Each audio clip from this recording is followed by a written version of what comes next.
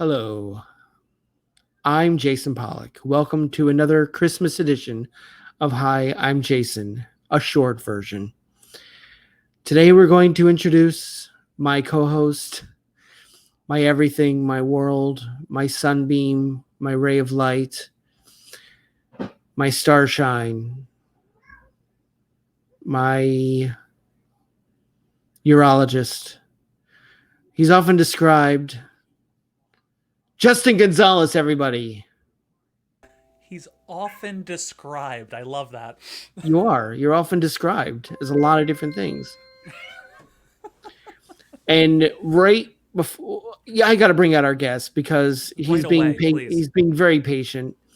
Um, he's been known as all three of the Three Stooges.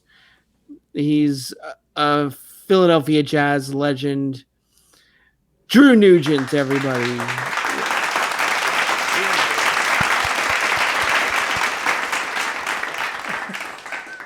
I heard your cat. I heard it in the background. Yes, I was waiting for the reference to your pussy. I mean, your cat, but I. Hold on one second. I had to go there. Come on, don't you just had to go there. Justin, carry the conversation. I'm being professional, and I got to give Gidget upsies. Okay.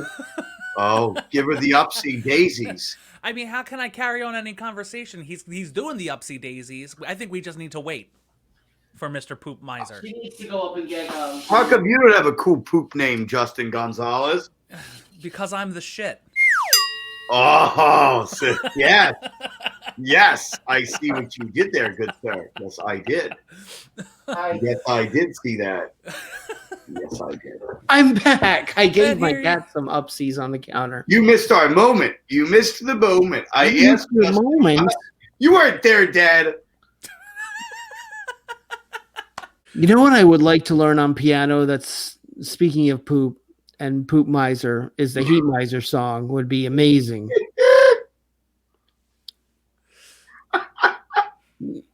So can you play that by ear?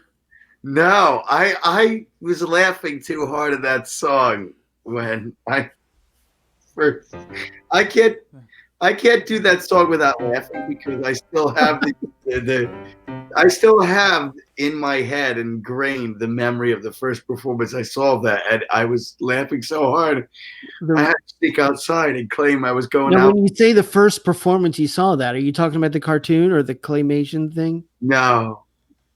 What was the first performance you saw of that? I know.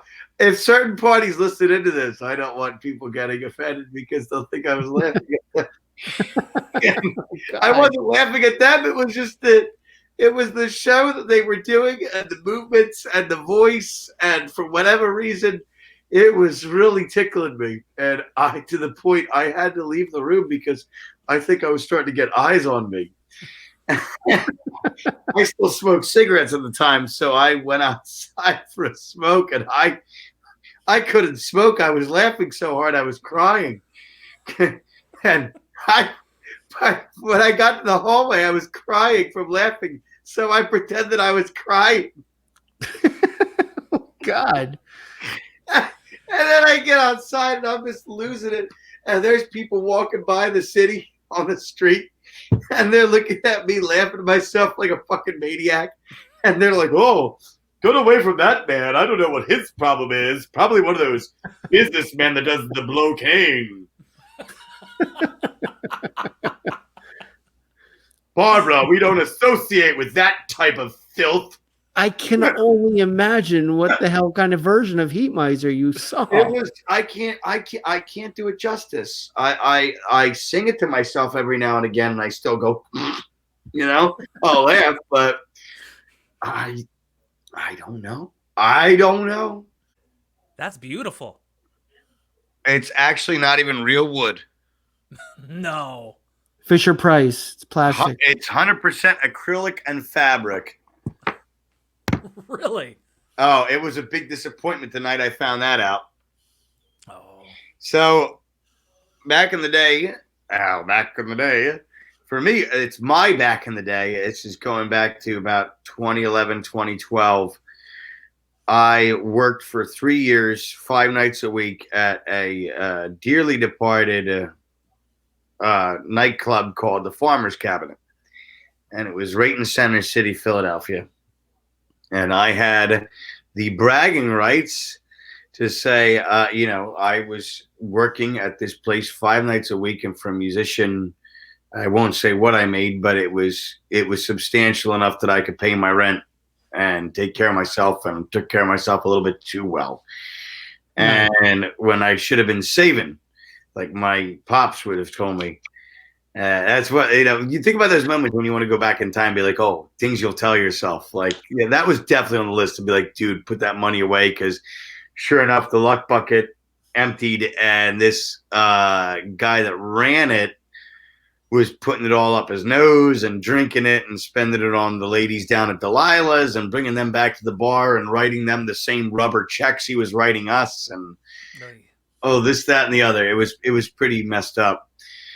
But that said, the place closed down around 2015, and he owed the whole staff, like, I'd say $100,000.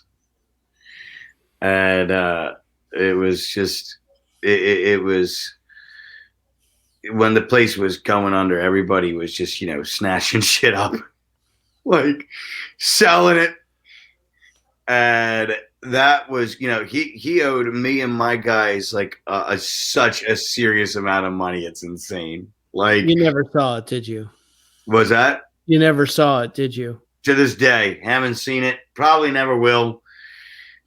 We should have quit. We should have quit while we were ahead. We just kept going on, because it was all that we knew, We had been railroaded by that place so many times. We should have jumped ship long ago, before all that. Like, we had offers all over the city to go other places and be house entertainment, some of which are no longer here, whether it was the corona or just other bad business.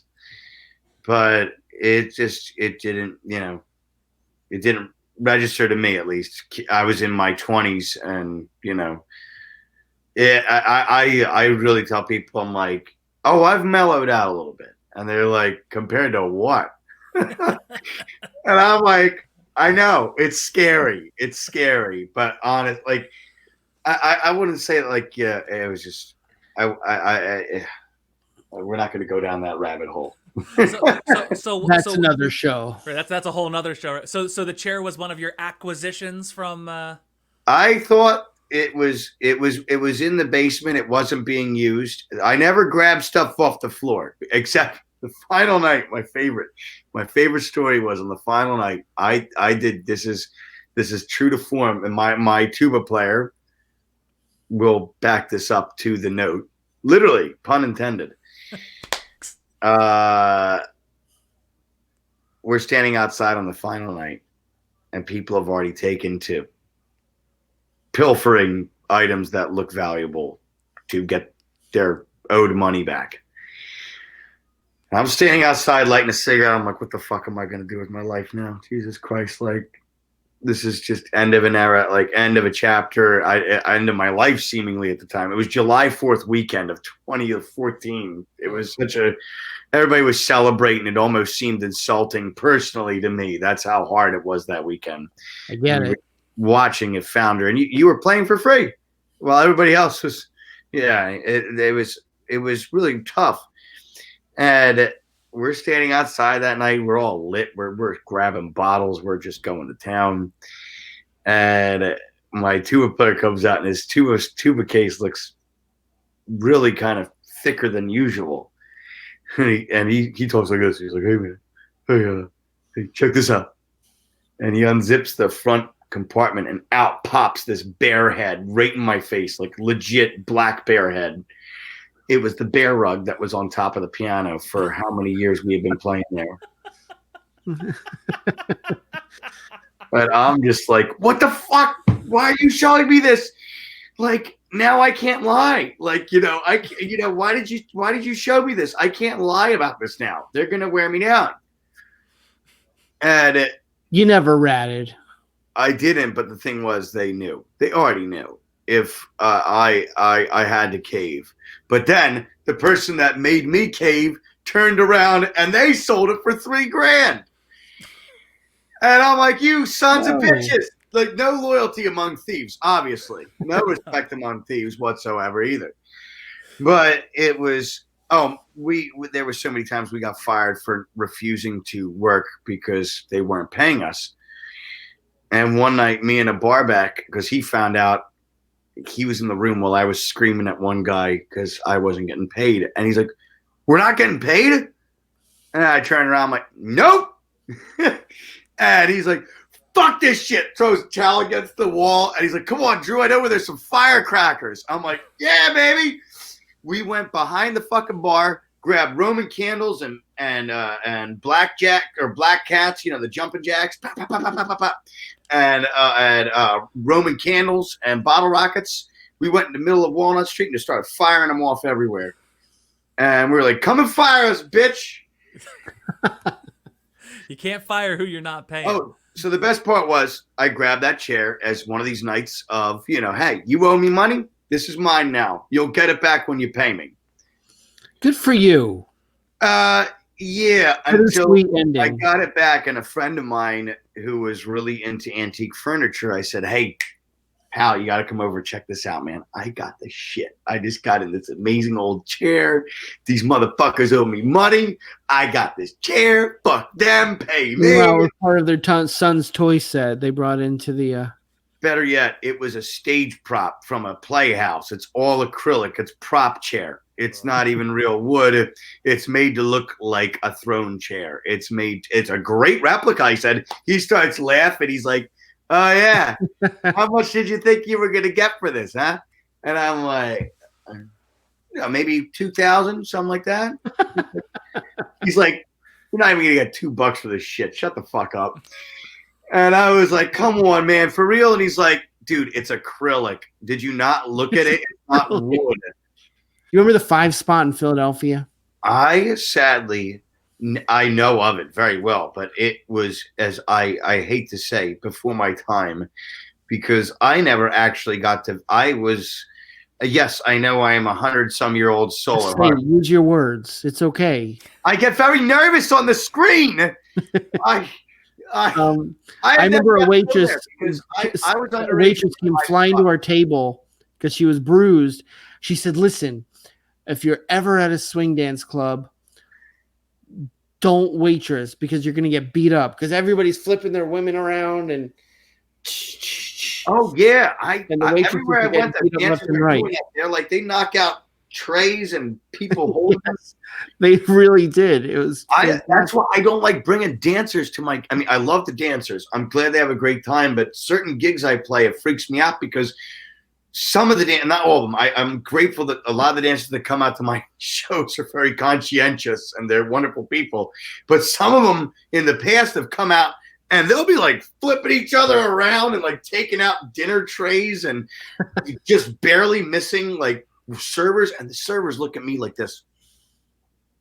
Mm-hmm. And I can see the words. I can see it. Swing dancing's it can be more violent than mosh pits. Well, the Charleston, the worst they could ever do was just kick your cigarette ash out of your, I mean, when you're picking a girl up like this and her heel flies at your eye. And then a mashushka is showing underneath, and it's nice. And, as much as I love making music, I would just love to do voiceovers for cartoons. I mean, fuck commercials, but hell, if it pays the bills, whatever. I mean, that's what I do. I mean, like, freaking $100 bar gig. That's what you basically say the same thing about that, and it's a lot of fun. But we had a voiceover artist as a guest. He's a friend of ours, Tony Daniels. Tony Daniels. That sounds like a voiceover name. Tony the Tiger. Get out. And on the X-Men cartoons and the 90s X-Men cartoon. Well, if you need your stunt double, let me know. We should have them on together. We'll do a little networking show. What network? Cartoon Network? On the Nickelodeon. Oh, the Nickelodeon that the kids watch. You know the Nickelodeon that the kids watch? I remember an aunt or an uncle of mine saying that when I was little. You watch the Nickelodeon? You on the Facebook? My 90-year-old aunt said, "You on the facelift?" Bernie, the guy that owned the 5 Spot, wasn't it Bernie? He used to come to Drunk Piano. I remember the name Bernie associated with the 5 Spot. I don't. His last name, I'm drawing a blank. He was the Yeah, nicest I guy. remember. He would come out at like midnight. He would show up at the Underground Arts when we were doing that Monday night Drunk Piano, and he would walk in and be like, I would sit down with him because he would like always like wave to me after I'd finished playing the old piano style shit, like the old like Fats Waller and all that. He'd be like, "Listen, I haven't heard that in forever," and he'd be like doing the handshake. It was just great, like, that like, and he would like did the wag, like it was very, it was official. It seemed very convincing. And he was just so wonderful to talk to. He was like, "Oh, the 5 Spot. We used to have acts like that." He was so. When did it burn down? It burned. It burned down. I thought it closed. I could be wrong. Wait a minute. No, that's the try. No, I thought the 5 Spot burned down. All right, now I got to look it up. Because I was never. I just barely got to see the original Ortlieb's. My piano teacher took me in there when I was 14. When they still had the old black and white photos hung everywhere on the wall. Oh, yeah, 2007, 5 Spot destroyed by fire. Yep. But you could smoke at Ortlieb's. They had the worst food. It was so bad. I heard that was a great And place. I never got to go trap. there. It was a death Oh, my trap, God, too. yeah. It was my favorite. One way in, one way out. Yep. Good thing Great White never played there. There was the piano, the one leg was held up by phone books. Dead serious. And it was on, I shit you not, the piano was on loan. Get this, drum roll, from Temple. That piece of shit, Wow. thing was on loan from Temple. And I've never been. I heard it was a classy jazz bar. It was pretty rough. I mean, that neighborhood's really like, oh, it's upgraded now. But Yeah. I remember parking across the street there, 20 years ago. It was sketch. Like that neighborhood was rough as fuck. Like you mind your P's and Q's when you were walking around there. You didn't hassle nobody. Didn't make too much eye contact. Story, but I remember I was dating a girl who worked in a trailer park. And she took me to meet some family of hers, and this was somewhere in the Kensington area. And the guy, they opened the door. I was greeted by a giant pit bull, and there's a duckling running around the house. And I'm not even making it up. They had a turtle, and I think it was her brother-in-law. He was saying to me, I said to him, they had a bird in the house as well. And I said, you want to hold him? No, I have a phobia of birds. I said, I know, I feel like a wimp. I'm afraid of birds. I'm sorry. No worries. He's like, no worries. I'm afraid of bugs and cockroaches. I said, see, you understand. He said, yeah, I was barefoot once running down this alley. And if I went one way, the cops would have gotten me. If I went the other way, I saw the ground moving and it was just covered with bugs, cockroaches and rats, everything. And he's like, I didn't know what to do. I didn't want to get arrested. So I ran over the bugs and it was so gross. And I was like, there's a whole backstory here I'm missing as to why you ended up in this situation here. But that wasn't the point he was trying to get at. It was a weird way of telling the backstory. You should have just said, yeah, you and me are alike. Yeah, that's the best way out of so many situations. They're like, really? Shit. Don't you hate when that happens? Don't you just hate when you're being chased by the cops and the ground starts moving in front of you because they're covered in the vermin of the fucking city? And I took the brown acid. City. I took the brown acid. Drew Nugent, I appreciate you very much, sir, and I want to get together as soon as this plague is over. We'll see who the plague claims next. www.drewgent.com. Also, there's a Bandcamp link, but I don't remember what it is right now. I'm great band leader I am, right? Well, Did you stick a piano in your pussy? That would kill her for sure. Yeah. Look, and I got the Christmas sloth. What's the thing that Wid says about a piano? A woman's a lot like a piano. If she's not upright, when she's not upright, she's grand. Oh my God. All right. This was fun. Right. This was fun. I usually don't enjoy people's company. And that's it. Thank you for taking a trip to the unusual. I love it. I want to do it again. It's always a pleasure. I want to do it again when you're the only guest we have. Oh yeah, fuck everybody else. Yes. No, when I get Wid on, you guys got to be on together. That'll be a. Oh, we'll get him here on the couch or something. That would be wonderful. We won't say a word. You two just take it away. Oh yeah, we're not gonna have to talk. No, we're gonna be on mute. Are you kidding? We're gonna be sitting back, drinking and eating bonbons. Please take it away. I'm gonna drink and eat bonbons too. Send me some of that shit.